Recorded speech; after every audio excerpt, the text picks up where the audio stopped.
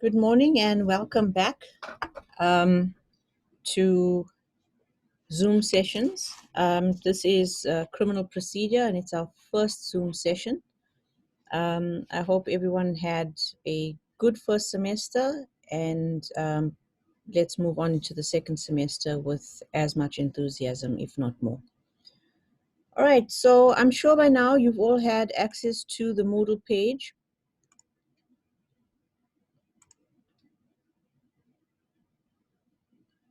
Give me a second. You've all had access to the Moodle page, and this is essentially what you would be seeing on that page, right?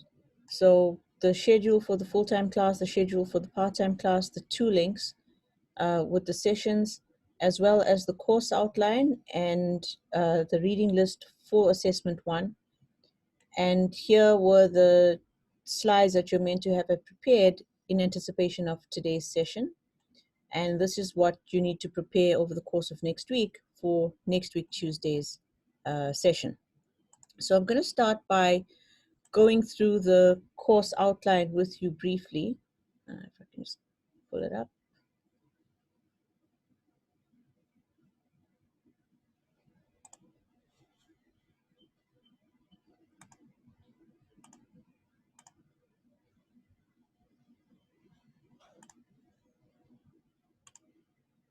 Okay, so you've all seen the course outline already.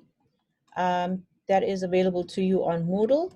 I think all of that's pretty much standard stuff of what's expected from you in the course. You know, verbal expression, written expression, but more so from a focused perspective of what is going to happen in a trial. Now what happens in a trial when you're up in court arguing, that only comes towards the very end of the module and the series of lectures that we're going to be going through over the next 13 weeks.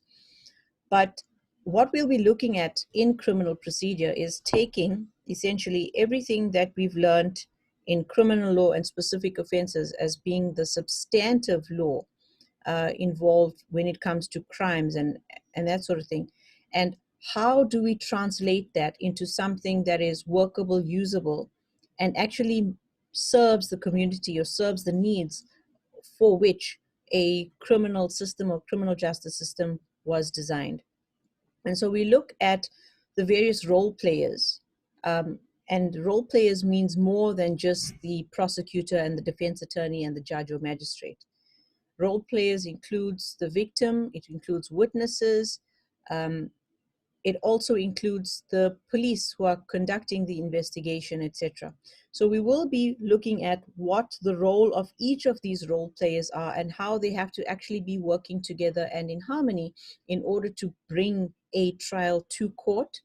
So everything, forget just having suffered a criminal attack or being the victim of crime, what next? What happens next? So we'll be looking at all of that together. Well, first of all, in bits and pieces, but you will see how it all fits together and how the role of the courts, you cannot get a judgment if there's no matter that comes before court. You cannot bring a matter to court if there is no evidence. You cannot investigate a matter if there's been no criminal complaint laid at the police station, all the way all the aspects. And that's what we're essentially going to be looking at when we look at the today's set of lectures, which is the introduction and the flow, the general flow of the criminal process.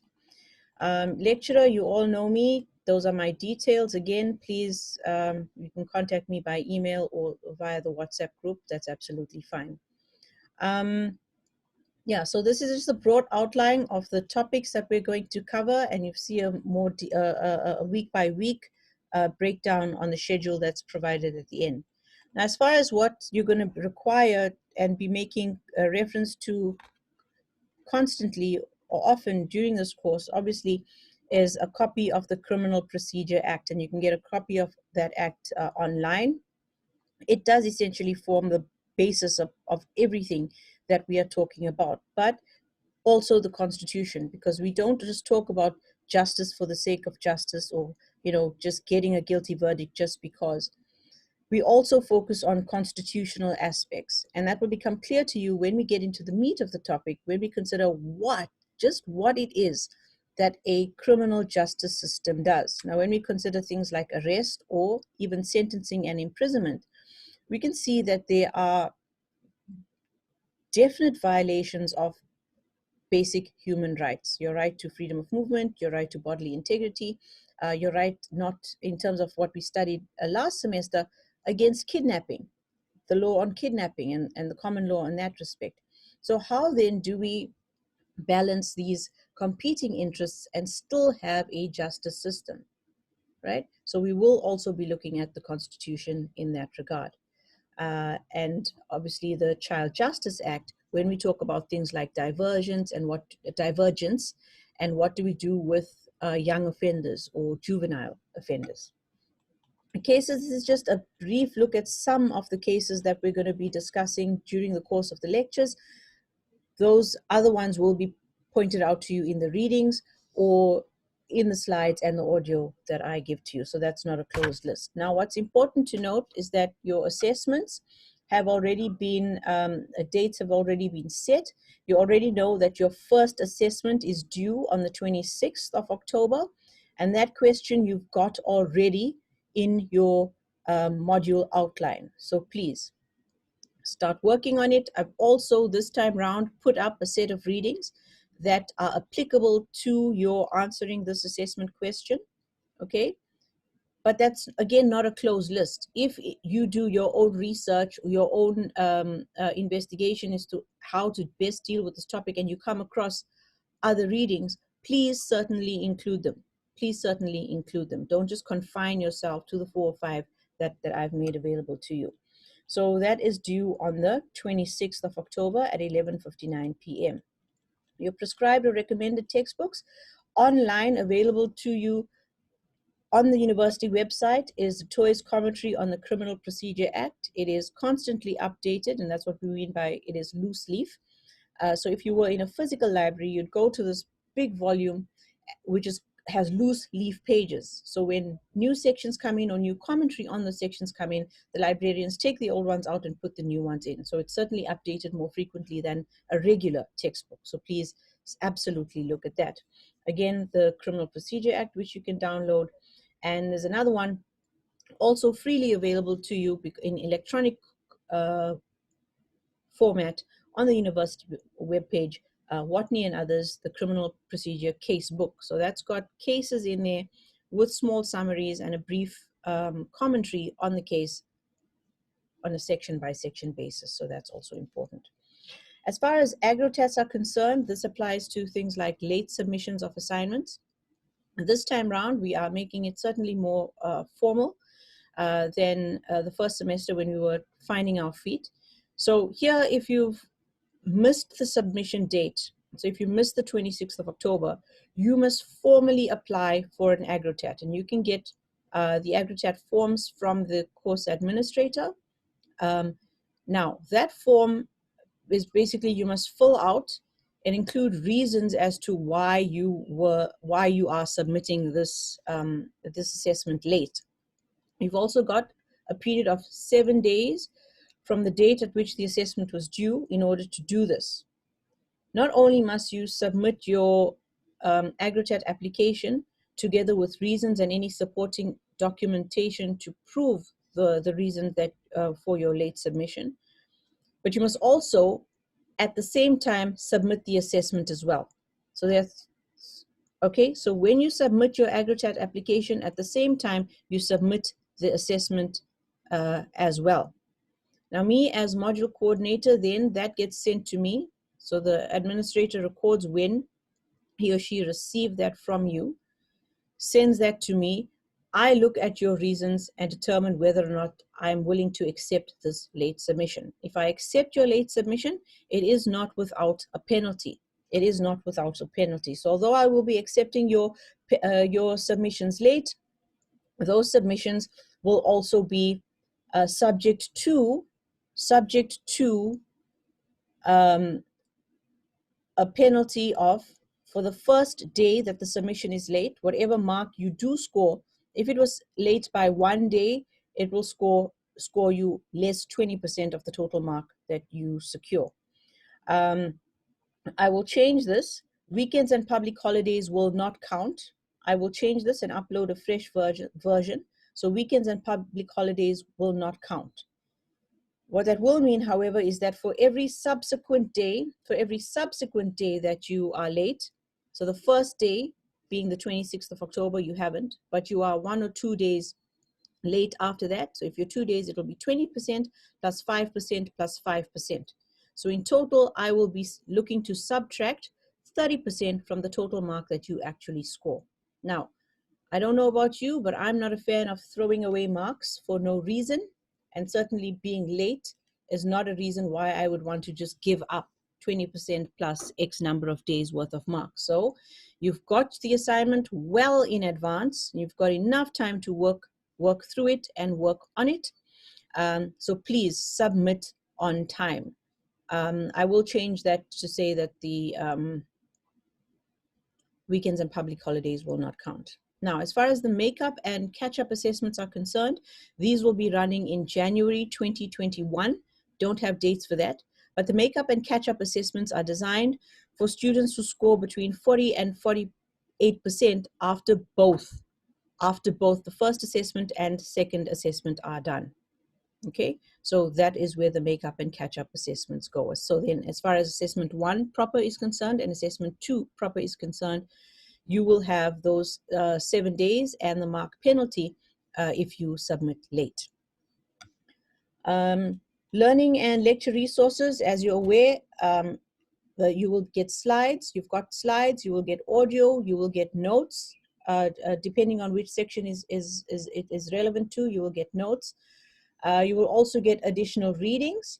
All of this will be put up for you on Moodle on a week-by-week basis. And by now you already know how I work, and you've worked with me already in specific offenses, so you already know how we work in the course.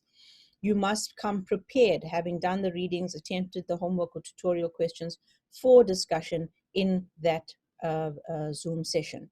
So you must please also be aware of that.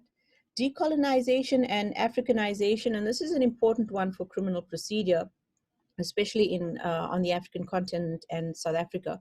With our constitution, with the various sections in the Criminal Procedure Act, with the National Prosecuting Authority and various other bodies, the move to include what is called restorative justice into the system of criminal procedure, which means bringing more of an Ubuntu concept to restoring justice, taking into account the needs not only of the accused person, but also of the victim as a human being and the community in that regard. And that essentially is part of what you're talking about in your assessment 1 and what we're going to be discussing very, very briefly in this morning's formal Zoom session.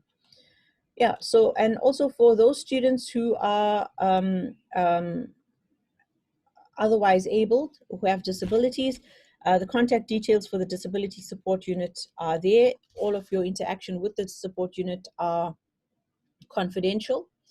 And but it is important that they are aware of what your challenges and needs are, so that they can inform me, so that if there are materials or things in the way in which the module is presented or the assessments come through to you are not in a format that suits your particular needs, your individual needs in that regard, they can be tailored to suit you and assist you in that space. But it cannot be done unless they know and subsequently I know about that.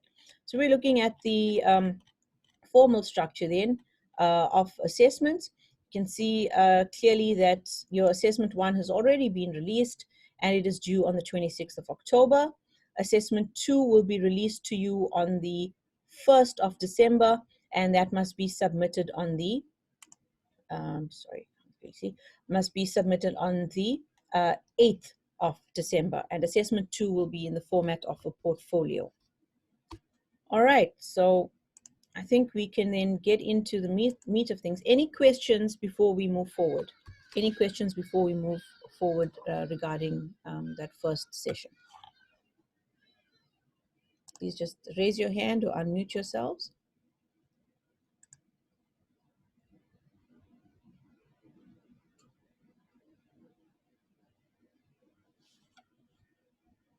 Okay, so again, just to reiterate that the Zoom sessions aren't lecture sessions. They can't be. They're only 1 hour long. They are only 1 hour long, and we've got, on a good day, we would have had a triple lecture. We would have had 3 45-minute sessions for a week. And so the actual lecture is put into the PowerPoint slides, the audio, and the readings and the notes which flow from that. These Zoom sessions then are merely a brief summary of the material that you would have covered.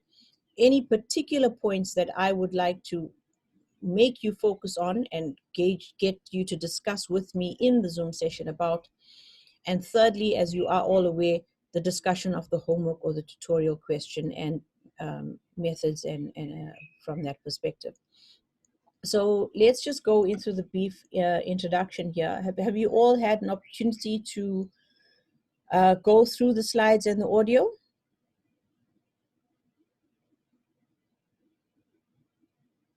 You had the opportunity to go through the slides and the audio, I hope so.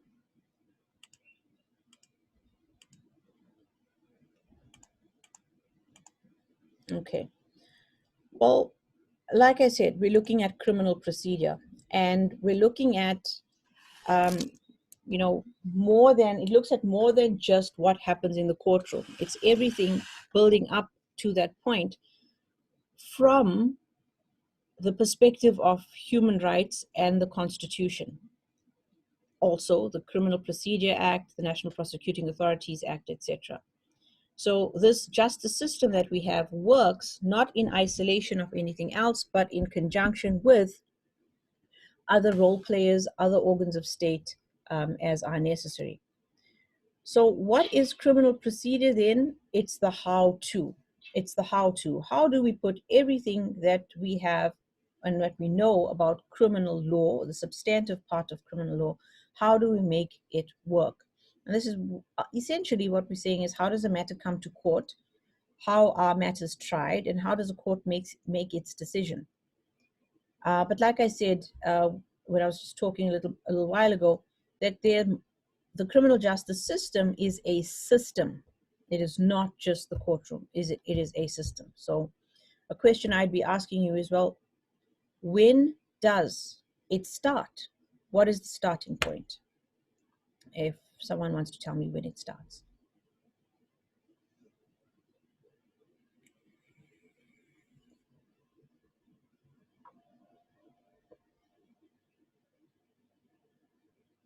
Nobody knows when this whole thing starts? It starts when someone transgresses the law. Yeah, so a crime is committed. A crime is committed, right? Essentially, that's where it starts. But beyond that, remember that as a society and as the world and communities have evolved, we've also put into place measures, and we've turned what would have been a natural instinct or natural law and a natural right to seek vengeance and get retribution. We've taken that outside of our hands as individuals and placed it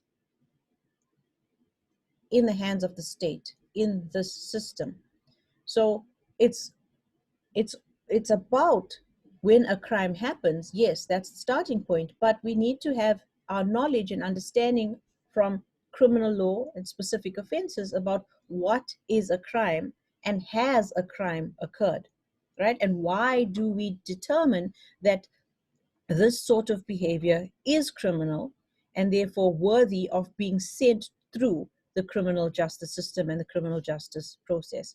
And that question will become also more, the answer to that question will become more evident to you when we look at the third set of lectures, which talks about prosecutions, the role of the prosecutor, and his or her discretion not to prosecute a matter. All right. So although it's a crime, does it mean that the prosecutor must prosecute, must bring this matter to court? So that is also something. So bear that in mind. So yes, you're quite correct for this, at this stage, for us to say, well, it starts when a crime is committed. When does it end? When does the criminal justice system or process come to an end? When the sanction is granted. When the sanction is granted. So that would be, explain that to me. Are you saying that is when you get a guilty verdict or a not guilty verdict? Either way? Either way, I'd say. Yeah, either way. But it's beyond that. It's beyond that just getting the guilty verdict. Because fine, I've been found guilty, so what? So what is the next question? Well, that's where we still need to talk about sentencing, right? Has an Yeah. appropriate sentence been given? And then it's about the prison systems or fines or, what is punishment, theories of punishment, and how do we know that we are giving the right punishment to suit the nature of the offense, to suit the offender, and also not let the community at large as a whole feel that, well, fine, we had a tick box exercise of a trial, but look at this guy now, he's walking free. How do you call that punishment? Okay. And that's still not the end. That's still not the end, because we still have the option of appeal and review, right? And beyond that, even after an offender has served his time, done his time, or is doing his time, there are various, sorry, if you just could mute yourself, whoever that is. There's, these factors and these things about, well, parole, rehabilitation. Okay, what happens when the person is out of jail, has served his time? Okay, and then we talk about, well, it's on their permanent record. So does it really actually ever come to an end? And in a sense, it does. It does come to an end depending on which role player you are in that system, who you are in that system. Okay, so yeah, and lots of things happen in between. And as we've seen, there are very, very many in between spaces. And we'll do our best to talk about those that are the most significant for our purposes. Okay, so this was just a short video clip. I just want to know, were you able to play the video clip?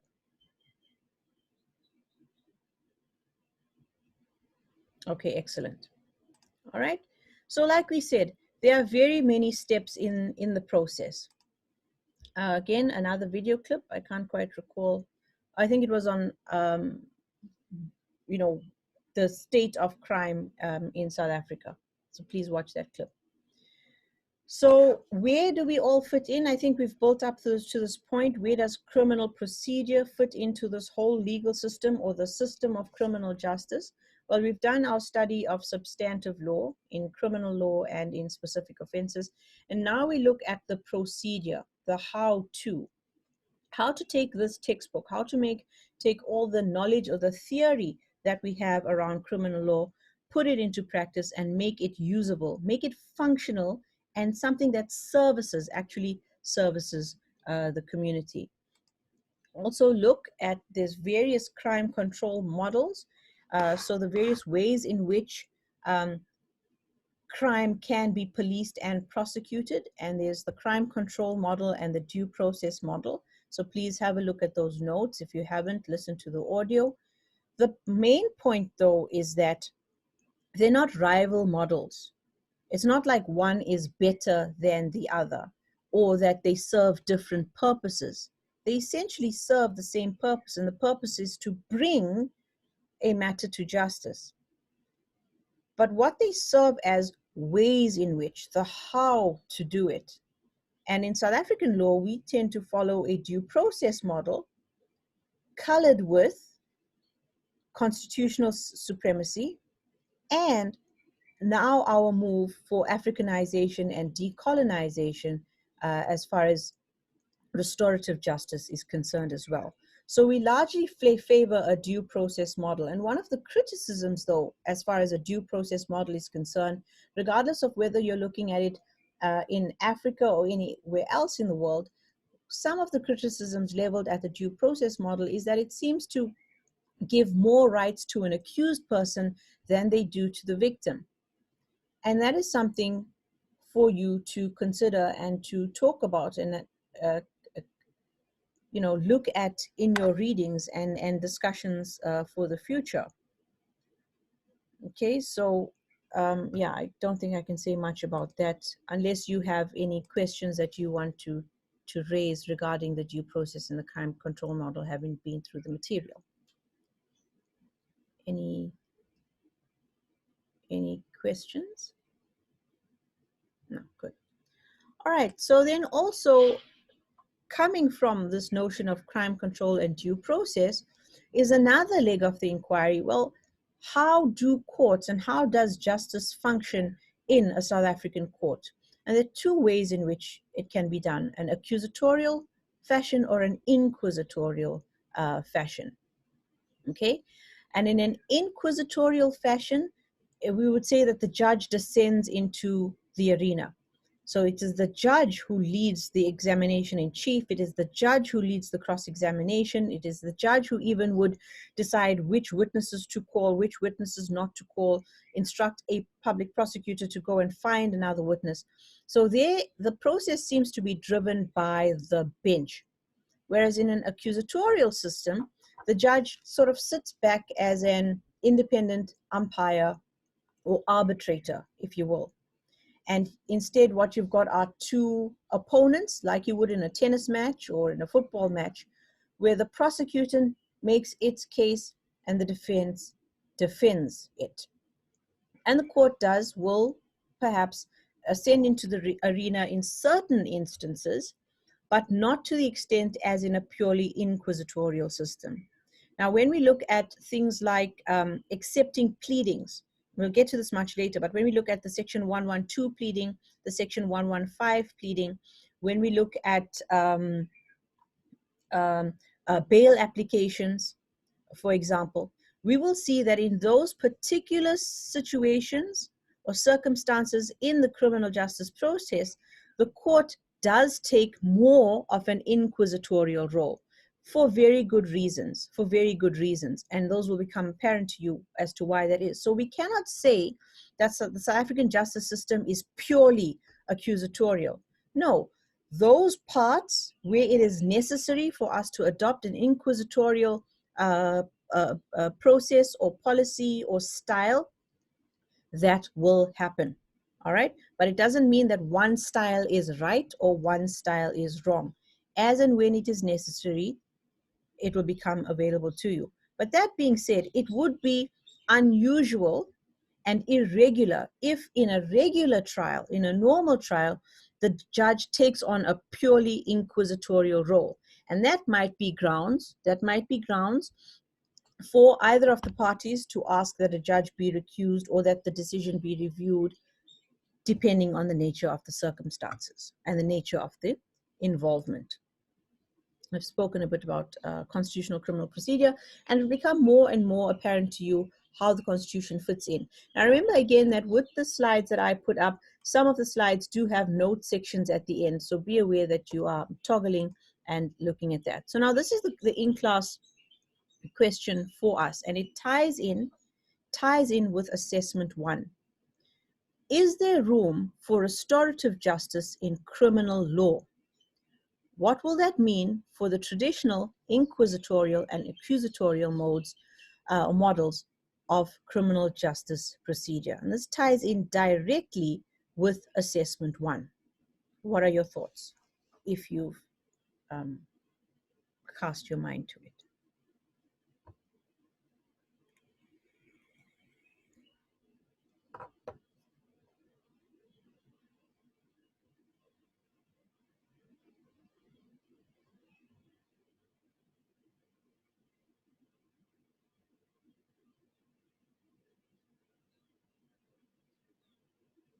All right, so the types of things when you're doing your readings for this session and also for the assessment are questions like, well, what is restorative justice? What are the values and principles of restorative justice?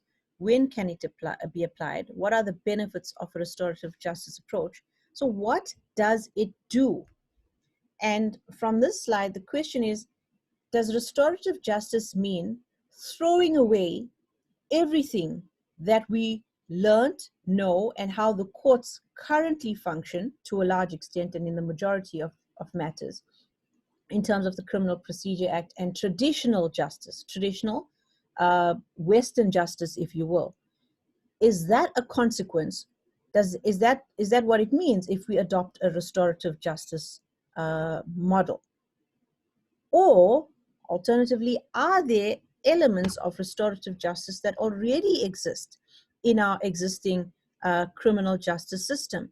Can the two exist side by side?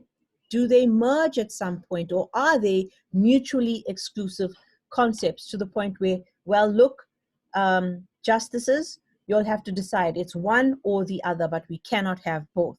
So that's essentially part and parcel of what, it doesn't form the bulk or all of your answer, but it does inform how you deal with that question. Yeah, so what are the benefits of a restorative justice approach to criminal justice? Well, some would say that it's geared or aimed at preventing reoffending, and you'll only be able to grasp that concept or what they mean if you do the readings. Like, how does it involve? How are victims involved? How are victims empowered? What is the value of forgiveness? Is it just a word, or does it have actual value? How does it benefit the whole justice system? Does it take away the strain on traditional courts, as in not traditional as in African or South African traditional courts? I'm talking about the criminal justice system that we are that we know and use regularly. How does it detract from that? How does it assist in that workload or in that burden? And how does it enhance community involvement in resolving disputes? How does it deal with aspects of punishment? You see, there are some chats. Where did the chat go? Okay, just give me a second. Oh, no. Okay, I feel that restorative justice is important and brings about great benefits. Offenders have the opportunity to be rehabilitated in society and less likely to transgress the law. Well, look, see, Nana, that's the thing about this system. Has there been enough research, right? Has there been enough research to effectively say that it works better? For how long have we been, if at all, been using restorative justice? So where's the research and where's the theory to say definitively that it works, and it works better than a formal court as we understand it? So yes, excuse me, writers and advocates who support restorative justice will say, look, there's more positives than there are negatives. But we must also accept and remember that it is only being used formally as an option for a lot less time than the current system that we have. So yes, we make valid points, but there certainly are, questions that will be raised. Because beyond that also, how do we then deal with reoffenders? All right, and how do you create things like criminal records? And can just any matter be dealt with in an informal, or rather in a restorative justice type of tribunal? Or can only particular types of matters that aren't extremely serious, so not murder, not rape, okay? There's a lot to unpack there, but you're on the right track. You're definitely on the right track in that regard. Any other comments or points that you might want to note before we move forward? So again, what are the values of restorative justice? All right, so I'm not going to labor oopsie. I'm not going to labor that point. Shame, criminal law is making little ones cry. That's not what I intended. Okay, so I'm not going to labor the point on restorative justice. That is for you to deal with as assessment one. But I'd like to then tie in. Tabo, sorry, go ahead. You've raised your hand. Oh, hi, Miss B. Sorry to disturb you. I don't know if my thinking is correct. My first encounter with the whole concept of restorative justice was through the whole issue of mediation. Um, uh, I think my thinking towards the whole matter of restorative justice is that I think it maintains a relationship between the parties, and also the whole incorporation of the concept of Ubuntu, since it's concerned with communalism and it's concerned with the broader society rather than an individualistic approach. I don't know if my thinking is correct with associating restorative justice with those Well, look, concepts. certainly that is the standing point. You know, the preamble of our Constitution says as much. Okay, and all legislation, all processes, all procedures, all law, whether it is traditional, cultural, or formal in the sense of a statute or the common law, must succumb to the Constitution. And as we are a fledgling, you know, we can still call ourselves a fledgling democracy because the way in which we address crimes, the way in which we address processes and procedures are constantly under test, not saying under threat, but are under test to stand and withstand constitutional scrutiny. Now, more and more, you will find when constitutional arguments are being made, there is reverence or deference to cultural norms and cultural practices as well. But in the decision to say, well, okay, this is a cultural practice worthy of use and utility in a criminal justice system, takes on the added dimension of what we look at when we also consider Section 36. Can the same end result be achieved through an alternative, less costly, less taxing, less detrimental in a way process? So it's certainly a loaded question, but Ubuntu and those principles, Ubuntu, Ubuntu, Gabantu, those principles of justice. And when you go back to readings that deal with uh, principles or the nature or the purpose of punishment and the decision on whether punishments should only be to punish or whether it should restore, rehabilitate, etc., we find ourselves, when we look at traditional practice and cultural norms, and we're not only talking about African cultural norms, because this notion of restoration, rehabilitation exists the world over for where there are thriving, existing, living, breathing uh, cultural societies. I don't even know if I'm saying this in the proper way, but in the Americas, in North America, where you've got the native people living, whether you've got them in Brazil, they have a justice system, a criminal justice system, and had these systems of rehabilitation, punishment, uh, restoration, even before Western ideas of how courts operate and how we deal with sanctions and transgressions in a community on a community level. So there were these, and there are these inbuilt endemic systems that already exist.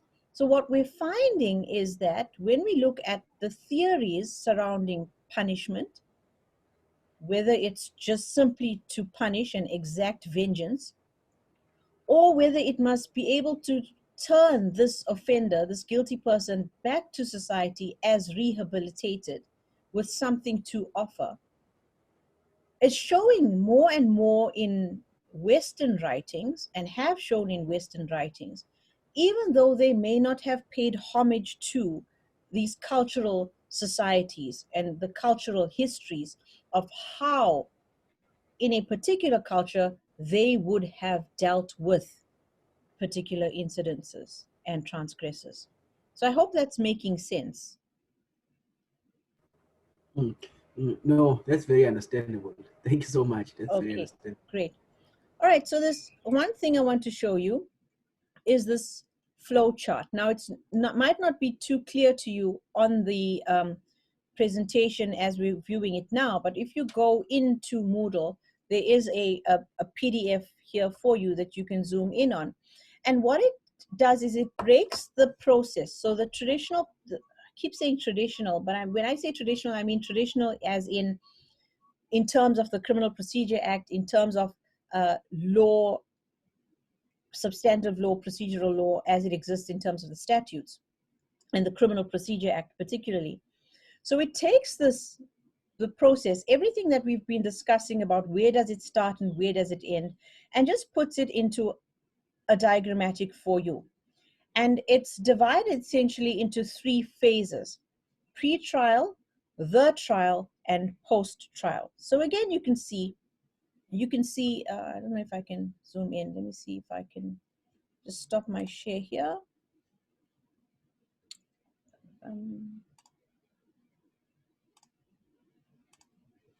I don't know what's going on. That, right? So I'm sure, can you see the flow diagram, right? So I just want to see if I can find,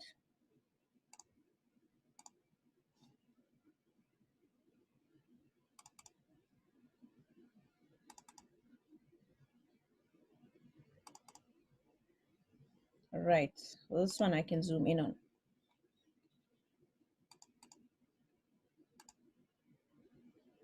Right? So it breaks the process into, or takes the whole gambit. And if we want to talk about a start and an end point, it gives you something definitive as to where does it start and where does it begin, where does it end. And we look at pre-trial, the trial, and post-trial.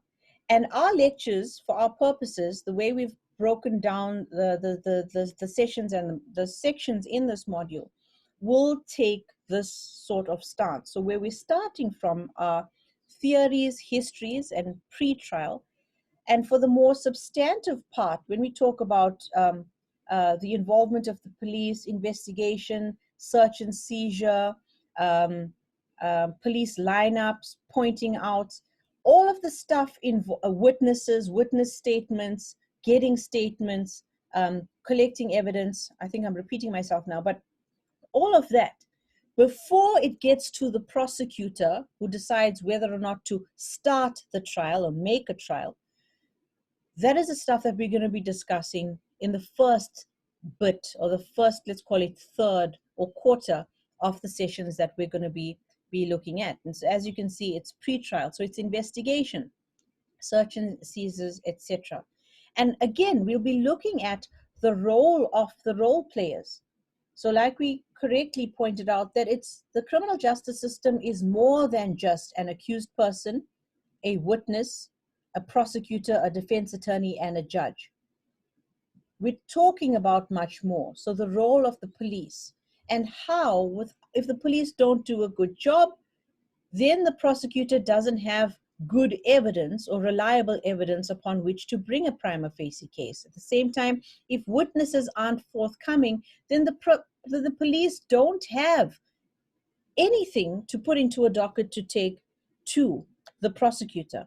If the victim of the crime doesn't report the crime, then the police have nothing to investigate.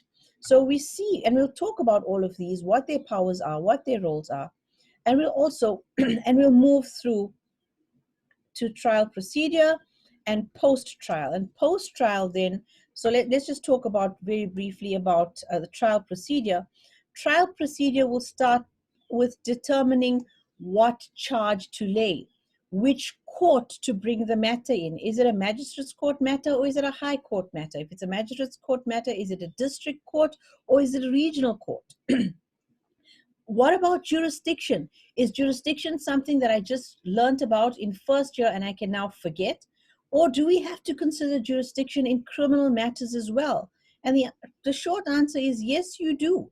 Yes, you do. And there are very, very reasons. So important reasons why. It does matter which court your client or the accused person is being tried in, not only for determining whether it is the correct court based on geographical area of jurisdiction, but also when we think about, well, what is the maximum sentence that a particular court can give, right? So if it's a magistrate's court, it'll be a maximum particular sentence. If it's the high court, it'll be a particular sentence, okay?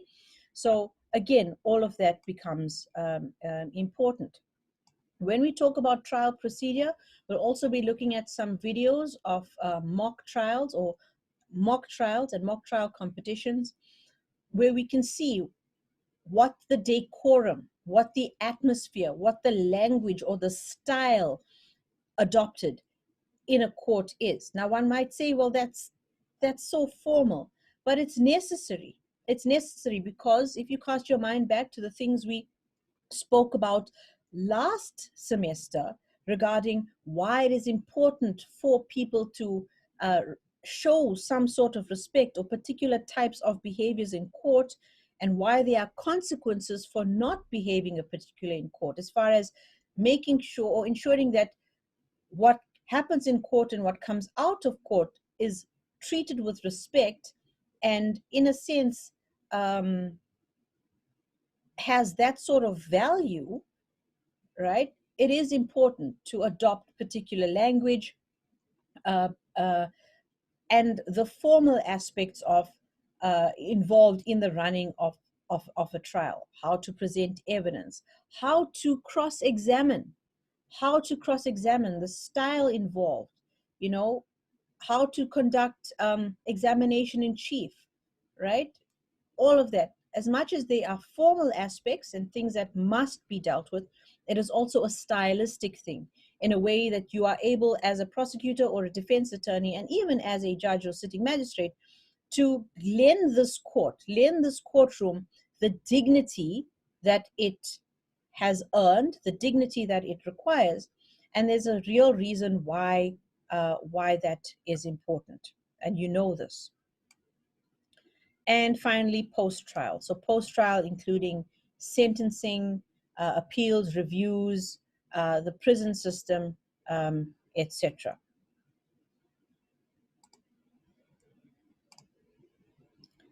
Okay, close that one. Right. So that's what the rest of these slides are. So it tells you which sections in the Criminal Procedure Act deal with which phase. And it's just a handy go-to guide for when you are looking at your Criminal Procedure Act. All right. So unless, I'm happy to take questions now, moving forward. All I want to say is that for next week's session, the slides, the audio, and the readings have already been put up. And there are also questions in there for you to be prepared to discuss, so that we can have a two-way conversation and debate regarding those aspects. Yeah, so beyond that, oh, we also need to elect a class rep or class reps, please.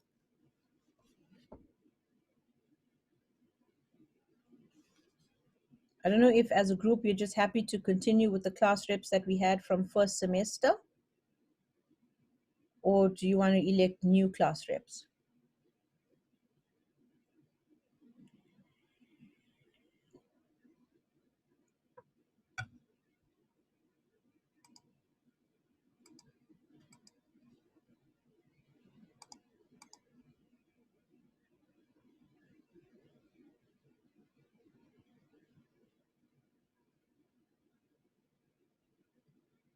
Okay, you can let me know.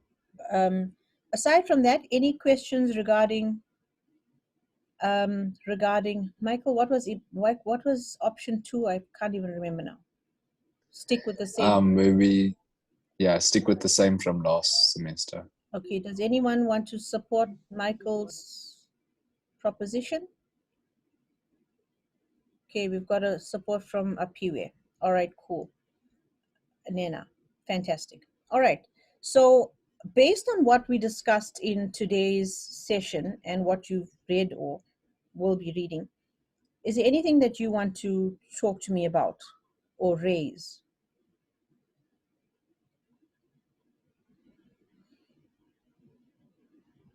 Okay, that being said, I think having gone through first semester with me via Zoom, and much is going to stay the same, as in the format, so slides, audio, readings, etc. But I think what you would have realized by now is that you cannot leave the slides and the audio and the Zoom sessions to the last minute. You cannot. Because when the assessment is released and you've now got 7 days or 6 days within which to do it, it is a Herculean task to now go through 13 weeks of slides, audio, Zoom sessions in order to be able to put forward a meaningful answer that's going to secure you good marks and show understanding. So please, please, diarize, diarize, diarize. The slides, the audio, and the readings are, like I said, enough for a week's worth of formal, proper lectures. And so you've got this week to work through the material. Don't leave it till the very end, because even if you've left it out and we're having the Zoom session where we're discussing the tutorial or the homework question, that discussion is considerably less informative for you, even though you are in the session, if you've not cast your mind to the topic, if you've not cast your mind to those questions. And many of the concepts that we will be discussing and debating amongst ourselves in the Zoom sessions, we're not going to go in and talk about the basics of it.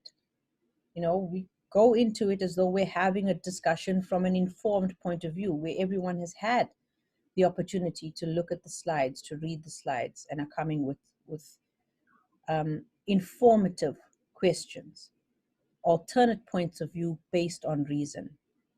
So please, I must stress, go through it. And it did become evident, obviously, on the WhatsApp chat. I mean, I'm on that group. At some of the things that were posted close to the assessment time was from students who'd been looking at the stuff for the very first time. Now, I understand that there are issues with data, accessibility, etc. But it's just a disservice to yourself if you leave it to the very, very last minute. You're just creating anxiety, and you're creating a situation of panic for yourself when suddenly you see 13 audios and 13 sets of slides and 13 bundles of readings. Okay, but if you do it on a week by week basis, you're well and away. You're well for away.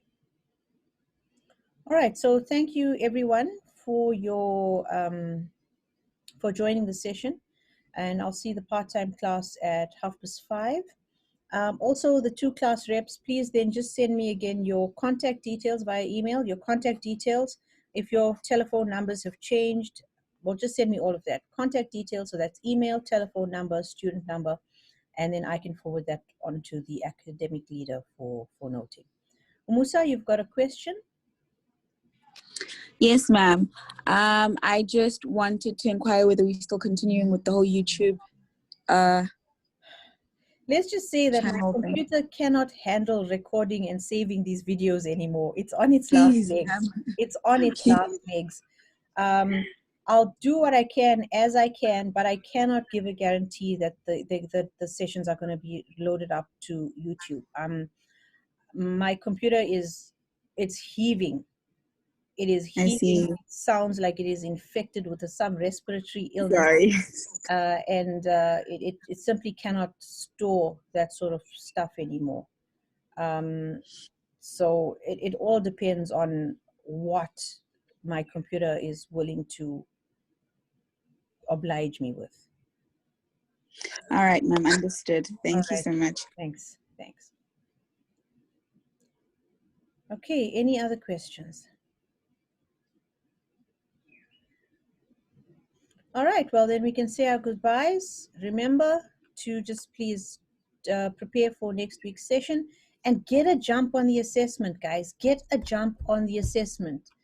Don't, if you submit late, you got to go through the whole AgriChat process. I've then got to decide whether your reasons are good enough. Beyond that, the worst case scenario is that I will be subtracting marks from your submission if it's late. Even if I accept your submission, I'm going to be subtracting marks. Do not throw away your marks because you're submitting late, guys. You've got more than enough time. You know, you've been given a set of basic readings from which you can actually put forward a thoughtful piece of work. And so, please, guys, I can't stress enough, just don't throw away your marks because of late submission, right? Please. Okay, submit on time, submit early if you like. I'm chilled with that too. Also, all submissions will be done via Moodle. We're not going to be running the separate email account. It was getting too messy there. All right, Musa, do you have another question? No, ma'am. I was just giving a thumbs up. Oh, I thought a high five, because you get a high five too. All Oh, right, that too, yes. so everyone, I will see you again next week. Thanks, everybody.